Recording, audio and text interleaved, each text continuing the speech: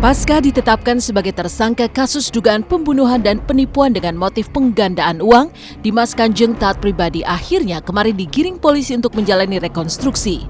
Bertempat di Padepokan Dimas Kanjeng, Probolinggo, Jawa Timur, di mana Dimas Kanjeng menjadi ketua Padepokan, proses rekonstruksi berjalan lancar dengan disaksikan oleh ribuan warga yang penasaran.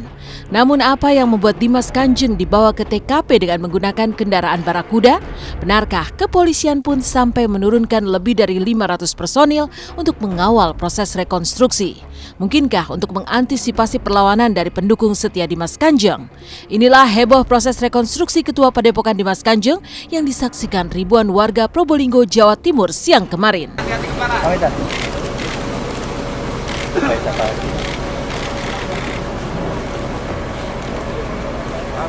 Langsung tutup gini, tutup.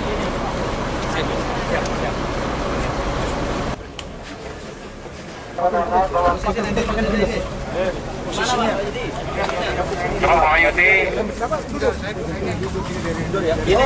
Mejanya ada nggak? Biar kelihatan, Pak. Angkat mejanya biar kelihatan. Minggir. Mundur dulu, Pak. Mundur dulu biar nggak kelihatan.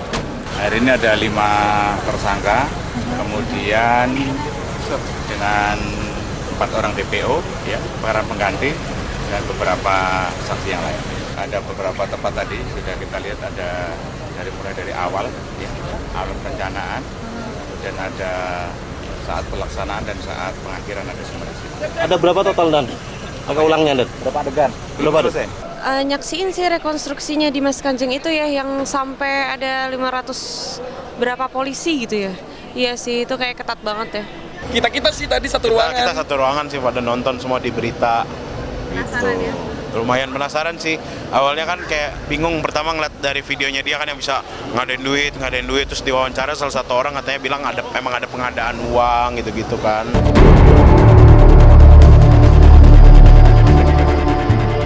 Ya tentu saja ini menambah deretan orang-orang yang mengatasnamakan agama tetapi kemudian ada kepentingan tertentu. Mengundang rasa penasaran tentang kemampuan metafisis Dimas Kanjeng yang mengaku bisa menggandakan uang seperti yang terlihat dalam video rekaman di media sosial. Nyatanya beredar kabar bahwa hal itu bohong belaka. Kabarnya dalam proses rekonstruksi kemarin, tim kepolisian pun sempat menggeledah rumah Dimas Kanjeng dan menemukan hanya berisi uang sekitar 3 juta rupiah. Lantas, kemana uang miliaran rupiah yang selama ini diperlihatkan lewat video rekaman? Benarkah banyaknya uang tersebut hanyalah trik sulap belaka?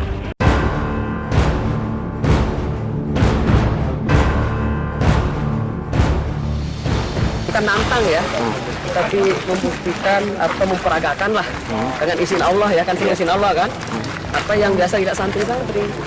Karena memang yang di YouTube itu memang santri semua biasa lihat. Kebenaran tetap akan nampak, ya kebenaran akan tetap nyata dan ya adanya oknum-oknum seperti ini tentu membuat kita lebih hati-hati. Sebenarnya agak kurang percaya sih sama mistis-mistis gitu.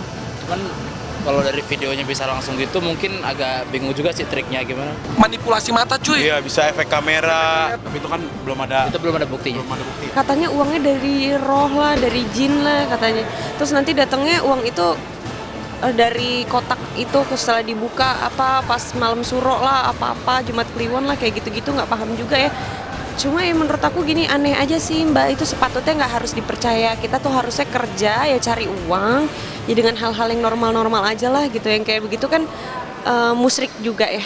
Heboh penangkapan Dimas Kanjeng, pemimpin Padepokan yang menyebut dirinya tokoh spiritual namun tersangkut kasus dugaan pembunuhan dan penipuan, membuat geger masyarakat. Hal ini karena sebelum Dimas Kanjeng tertangkap, pemimpin Padepokan Brajamusti A. Gatot juga tertangkap karena kasus narkoba, dugaan kepemilikan senjata hingga dugaan pencabulan. Namun terkait kasus Dimas Kanjeng, benarkah masih banyak pengikut setia yang membela Dimas Kanjeng? Meskipun pihak MUI telah mengatakan ajaran Dimas Kanjeng diduga menyimpang dari ajaran Islam. Apa yang membuat Marwah Daud yang adalah tokoh MUI di Jawa Timur justru ngotot membela Dimas Kanjeng? Benarkah karena Marwah Daud sebagai ketua Yayasan Padepokan Dimas Kanjeng? Daerah mana, Pak? Baik, Bu. Damri. Sehat-sehat semua, tak? Cukup makan, kan? Kelebihan, Bu. Oh, makanya kami sudah buat yayasan baru. Kami begini. Nah, ini dari mana, Pak? Sehat, alhamdulillah. Aduh, makanannya apa nih? Aduh. Nggak usah lah. Wah, biasa-biasa aja. Iya. Yakin Anda benar kan? Benar. Iya. Polisi di sini itu untuk melindungi. Iya. Masa tak betul? Saya mendengar dari pengurus MUI Jawa Timur, sebetulnya mereka sudah mencium hal ini beberapa waktu yang lalu. Tetapi selalu kesulitan karena tidak ada yang bisa menyampaikan bukti-buktinya. Seorang pengikut yang menyampaikan bahwasanya misalkan ada bacaan Oh, saya nggak pernah ikut. Nggak pernah, Bu. Menurut saya nggak ada. Nggak ada. Tapi kan sudah di wilayah penyidikan, silahkan aja diteliti. Nah, itu tentu harus dilihat nanti bagaimana ajaran-ajarannya di dalam pesantren itu. Kalau ajaran-ajarannya tidak ada yang menyimpang dari Al-Quran dan Sunnah, maka santri-santri itu boleh saja kemudian mereka tetap belajar dengan bimbingan guru-guru yang ada, tetapi hal-hal yang menyimpang harus dihilangkan. Dalam agama, mau Kristen, mau apapun, semuanya Muslim, semuanya nggak ada dibilang melipatkan ganda, mendapatkan uang dengan cara cepat, nggak ada. Semuanya proses, pakai berjuang, kerja, itu dapatnya nikmat nanti.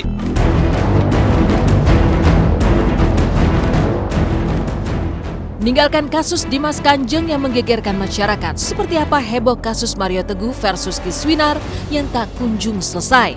Pasca laporannya di Polda Metro Jaya belum bisa diterima tim penyidik, apa yang membuat Kiswinar kemarin mendatangi tempat lain mencari Mario Teguh. Ngotot memburu pengakuan dari Mario Teguh terkait status dirinya sebagai anak, benarkah Kiswinar kini puas melihat posisi Mario Teguh jatuh terpuruk? Simak kisahnya sesaat lagi, hanya di Intens.